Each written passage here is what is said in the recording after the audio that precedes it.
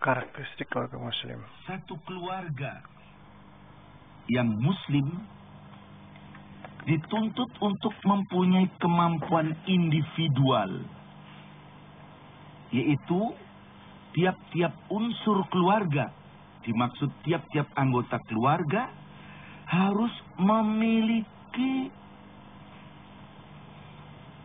iman, akhlak, ibadah, ilmu, dan keterampilan.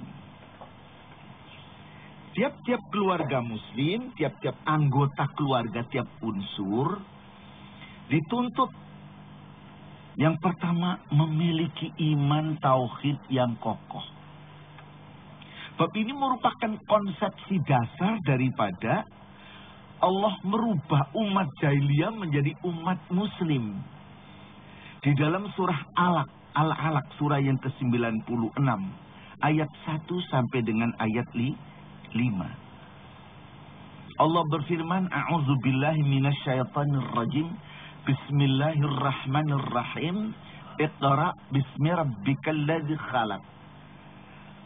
Bacalah dengan nama Tuhanmu yang telah menciptakan alam semesta ini. Ini isinya tauhid rububiyah. Tiap-tiap keluarga muslim dituntut unsur atau anggotanya untuk beriman tauhid. Bapak-bapak, ini dasarnya.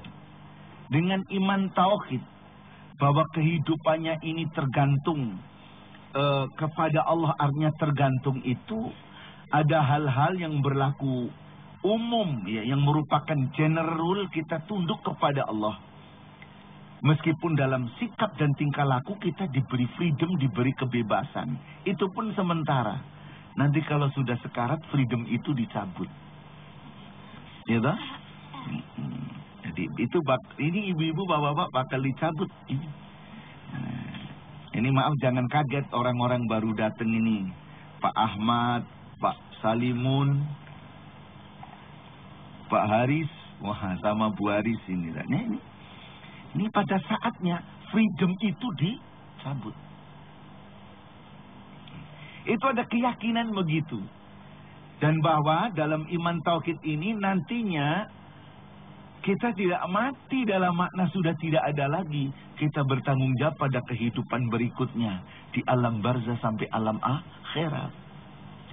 Keyakinan ini ada. Bab ini merupakan apa? Sistem moral nantinya. Itulah maka setelah beriman ini, ayat yang kedua menyatakan khalaqal insana min 'alaq. Allah menciptakan manusia dari segumpal alaq. Ini merupakan akhlak, moral. Moral bahwa manusia itu makhluk, Allah itu khalik. Hendaknya manusia sebagai makhluk, ya tetap bertingkah laku sebagai makhluk. Jangan bertingkah laku kayak khalik. Kalau di sana ada khalaqa, fi'il, fa'il. Fa'ilnya khalik, maf'ulnya insan.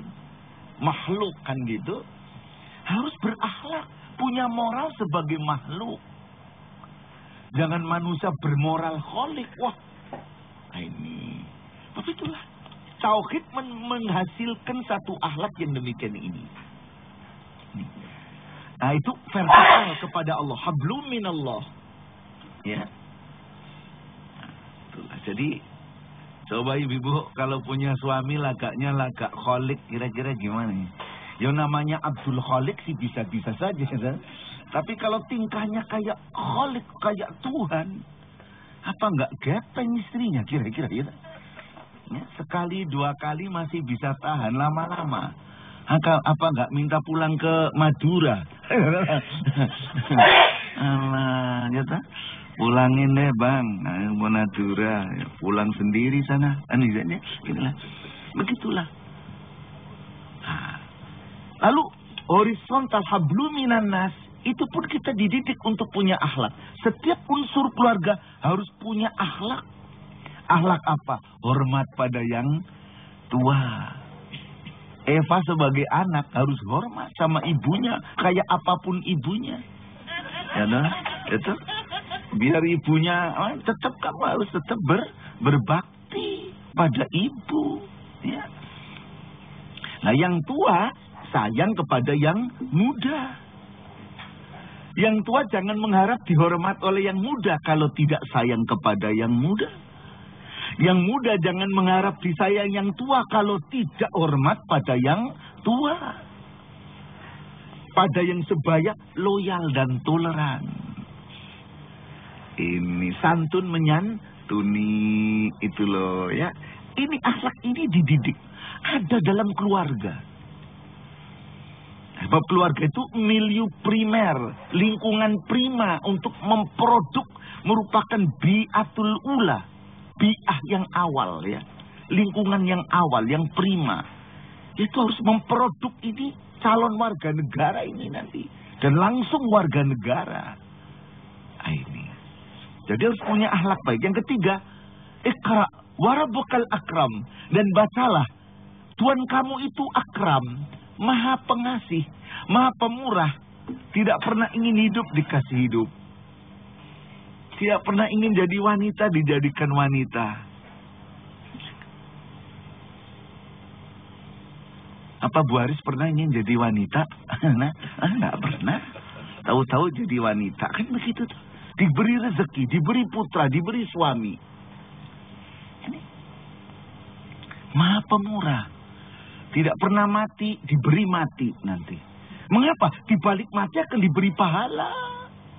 Dan memang kita membutuhkan mati. Ulang kali saya katakan. Coba kalau nggak mati-mati, coba apa nggak sengsara kita ini? Kita butuh mati. Kalau sudah Allah yang suka memberi segala-galanya, tidak ada lain kecuali kita berterima kasih kepada Allah.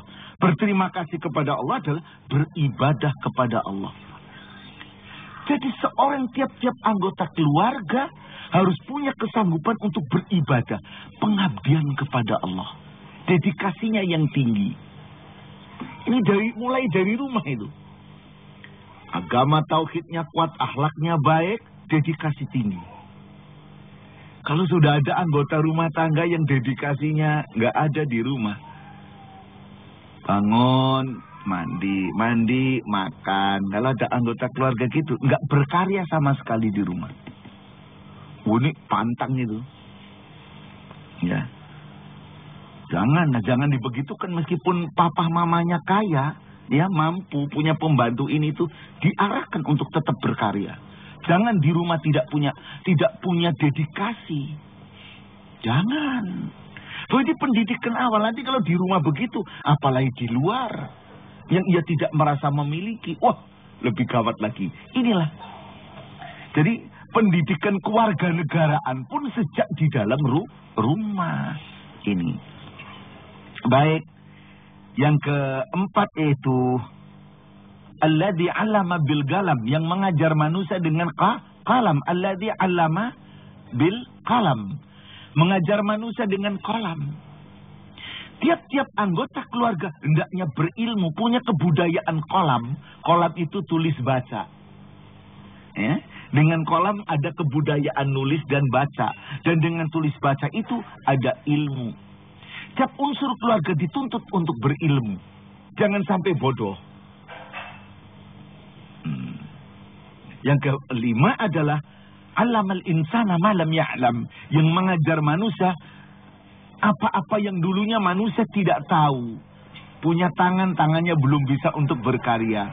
Punya apa belum bisa dipergunakan. Begitu makin besar terampil baru.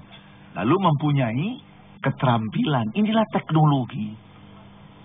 Tiap unsur keluarga, tiap anggota keluarga dituntut punya iman tauhid, moral yang tinggi, yang mulia, punya pengabdian kepada Allah, dedikasi pengabdian. Ini penting. Apalagi bagi bangsa kita ini yang sedang membangun, sangat penting sekali. Orangnya imannya ada, akhlaknya baik, pengabdiannya tinggi, tapi kalau bodoh bagaimana? Ya masih lumayan, masih jujur, masih baik, masih ini, tapi bego. Kira-kira gimana? Kan ya gimana ya, nilai kualitasnya sebagai warga negara. Tapi sebaliknya, pinter, terampil, ilmunya hebat, teknologinya hebat, akhlaknya bejat. Udah lebih gawat dari yang bego. Kalau yang bego masih bisa ditingkatkan gitu kan. Tapi yang pinter tapi akhlaknya tidak baik. La haula wala quwata. Inilah. Maka mari dalam rangka mewujudkan manusia Indonesia seutuhnya, ini kita bentuk baik-baik. Ini tugas tiap keluarga. Keluarga muslim di Indonesia punya tugas yang semacam ini. Anak, suami, istri yang beriman baik, moralnya tinggi, akhlak karimah, punya pengabdian kepada Allah, dedikasinya kepada Allah, baik untuk keluarga, negara, bangsa. Yang keempat, punya ilmu, ya, dan berpunya keterampilan ini. Itulah ciri yang pertama dari keluarga muslim. Baik, yang kedua,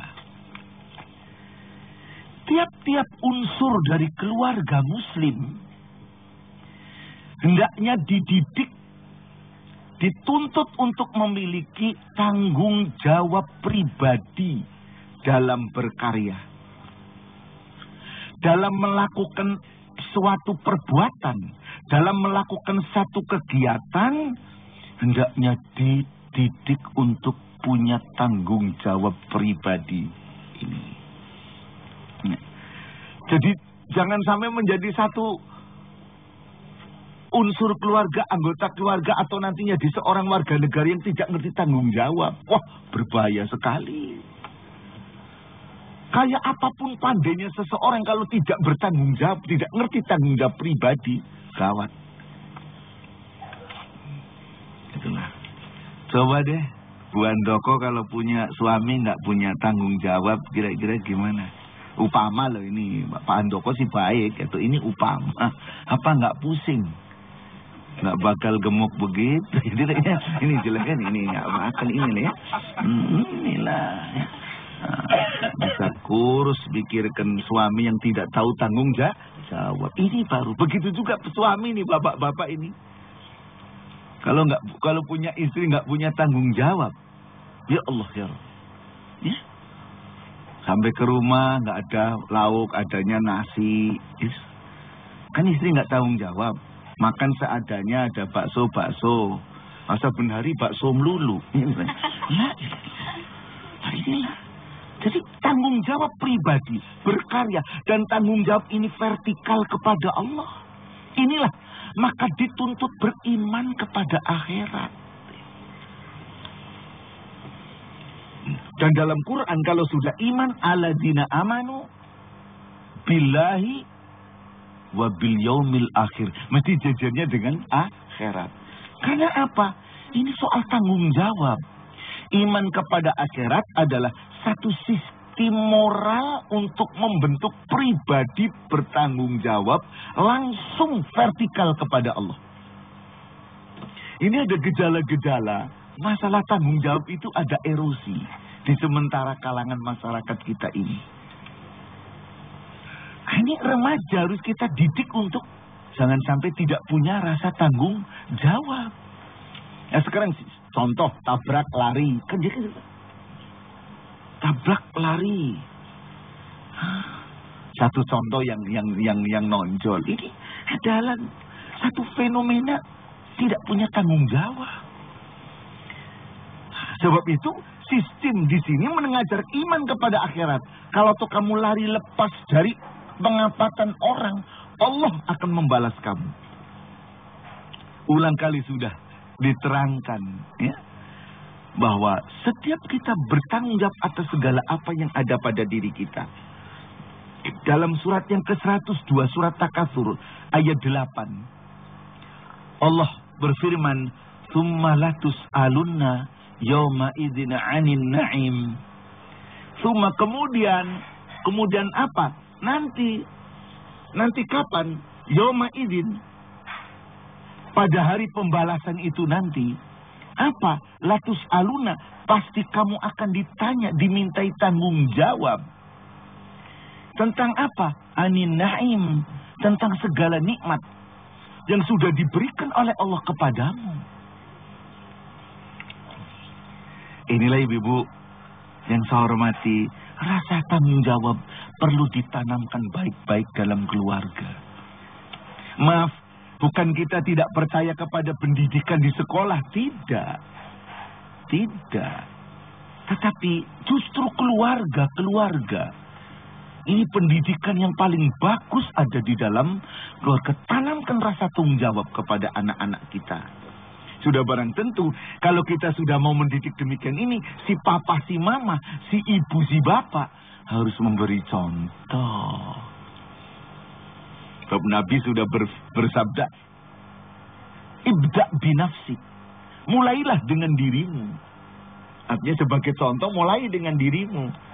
Jangan kita mengomong kepada anak begini, begitu, kita sendiri tidak melakukannya. Baiklah ibu-ibu yang saya hormati, ini rasa tanggung jawab. Tolong ditanamkan baik-baik di dalam keluarga kita. Berikutnya, yang ketiga, salah satu karakteristik daripada keluarga muslim yaitu harus memiliki tanggung jawab sosial. Kalau tadi tanggung jawab pribadi, sekarang dididik untuk memiliki tanggung jawab bermasyarakat. Islam mendidik kita begitu. Tidak boleh seorang muslim acuh pada lingkungan. Wah. Dosa itu. Nah, itulah maka Allah berfirman, "Qu anfusakum wa ahlikum naro." Peliharalah dirimu. Hai orang yang beriman. Ya ayyuhalladzina amanu. Hai orang-orang yang beriman. Qu anfusakum. Pelihara jaga dirimu. Wa ahlikum. Dan lingkungan sosialmu. Naron. Dari siksa api neraka. Jaga baik-baik.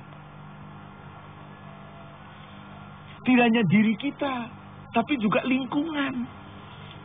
Dari mulai pengertian ahli, dari mulai keluarga, sampai lingkungan masyarakat kita. Ini kewajiban amar ma'ruf, nahi mungkar. Jadi maaf ya, kalau di lingkungan ada yang mungkar apa? Anak yatim. Kemungkaran ini, mungkar artinya apa? Bukan yatimnya mungkar, tidak. Keyatiman itu sendiri, apalagi kalau yatimnya miskin, itu perlu perhatian. Dalam ekonominya ini kemungkaran. Orang fakir, orang miskin, kemungkaran. Ada kebodohan, dirikanlah madrasah apa sekolah. Ada teman kelakuannya nggak baik. Itulah amar ma'ruf nahi mungkar jalan. Ini. Jadi jangan kita terus orang-orang jelek ya sudahlah diem saja. Yang penting kita baik. Kalau orang-orang banyak jelek kebetulan surganya longgar. Surganya longgar, kita di sana lapang. Belum tentu masuk surga sudah ngomong begitu dia. Tidak boleh. Ini tidak dibenarkan. Ya. Begitulah ibu-ibu, bapak-bapak, saudara-saudara yang saya hormati, tanggung jawab untuk hidup bermasyarakat ya. Terhadap nilai kualitas kehidupan masyarakat ini, kita ikut punya tanggung jawab. Inilah yang menimbulkan fardu kifayah itu di sini. Tanggung jawab pribadi fardu ain tadi. Ini menimbulkan fardu kifayah, fardu bermasyarakat. Tapi maaf, selama ini ada kesan yang agak-agak kurang mendalam tentang fardu kifayah. Sering diterangkan fardu kifayah atau fardu masyarakat apabila sesuatu sudah ada yang ngurusi, begitu. Umpama masjid, jenazah apa, maka yang lain kewajibannya jadi gugur. Itu loh pengertian itu. Yang suka jadi repot. Tapi ingatlah, muslimin di daerah manapun mundur disebabkan karena mereka menyepelekan fardu kifayah ini. Iya memang. Coba ada sekolah, taman kanak-kanak begitu. Lainnya nggak akan memikirkannya. Itu kan urusan ini. Udah ada yang ngurusi kok, kan kita kewajibannya gugur loh ini loh. Tidak. Rumah sakit juga begitu. Malah-malah kalau ada rumah sakit, poliklinik Islam ya mintanya yang bayar yang murah kan Islam. Nah ini kan gitu kan. Ini kan begitu kan. Kalau bisa nggak usah bayarkan Islam, memangnya obatnya dari malaikat. Inilah. Justru kita ikut punya tanggung jawab sosial bagaimana memelihara eksisnya rumah sakit atau poliklinik ini. Ya kan? Kita punya tanggung jawab pada madrasah, pada ini. Jangan terus merasa sudah, wah, udah ada yang ngurus kok. Nggak usah diurusi malah jadi urusan. Lah ini soal-soal begini yang perlu terus terang. Muslimin kalau sudah urusan fardu kifayah, mundur. Mundur akibatnya muslimin pun kehidupan bermasyarakatnya jadi mundur. Maka perlu digiatkan, dicanangkan fardu kifayah. Fardu kifayah. Ini yang menimbulkan gotong royong, menimbulkan ta'awanu 'alal birri wat taqwa. Ini perintah Allah. Wa ta'awanu 'alal birri wat taqwa.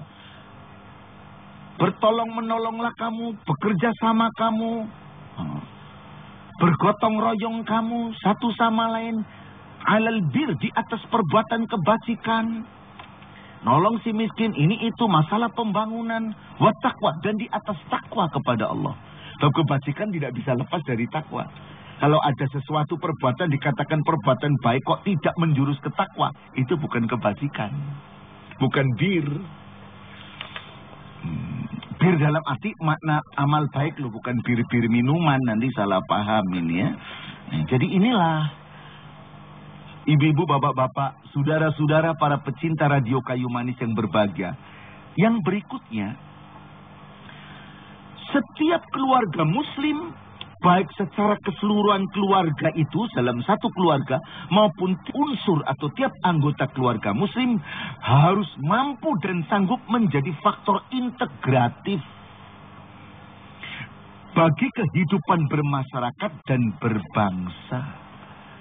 Faktor integratif dimaksud faktor yang bisa bersatu dengan lingkungan. Jangan jadi unsur penentang. Jangan jadi unsur pengacau, jangan. Ya. Jadi integratif, itu berintegrasi gitu ya. Ini baik itu dasarnya satu akidah, yaitu satu agama, satu iman. Innamal mu'minuna ikhwatun fa aslihu baina akhwaikum. Wattaqullaha la'alakum turhamun. Tidak ada lain bahwa sesungguhnya orang yang beriman itu ikhwah, bersaudara. Maka islahkanlah dua saudara kamu yang sedang tidak cocok. Dan takwalah kepada Allah. La'alakum turhamun, pasti kamu mendapat rahmat. Satu akidah, satu iman harus berintegrasi dengan baik. Ya, jangan berpecah belah. Satu agama saja pecah belah. Wah, rame. Lihat saja. Bangsa-bangsa lain yang satu agama, ya banyak kan ya. Iran, Irak. Kayak apa itu? Nggak ada untungnya. Rugi semua. Menyalahi agama jelas. Ya? Inilah. Begitu pula meskipun tidak satu agama tapi satu keturunan, satu nasab. Nasabnya nasab Adam dan Hawa. Allah berfirman, ya ayyuhan nas. Itu yang tadi satu akidah, surat Al-Hujurat. Surat 49 ayatnya ayat 10. Ini yang satu nasab, kita satu keturunan. Kita asalnya dari satu rahim-rahimnya Ibu Hawa. Surat An-Nisa ayat 1. Ya ayyuhan nas, wahai manusia, ittaqu rabbakum, bertakwa kamu pada Tuhan kamu, alladzi khalaqakum min nafsin wahidah, yang dia telah menciptakan kamu dari jiwa diri yang satu, yaitu Adam.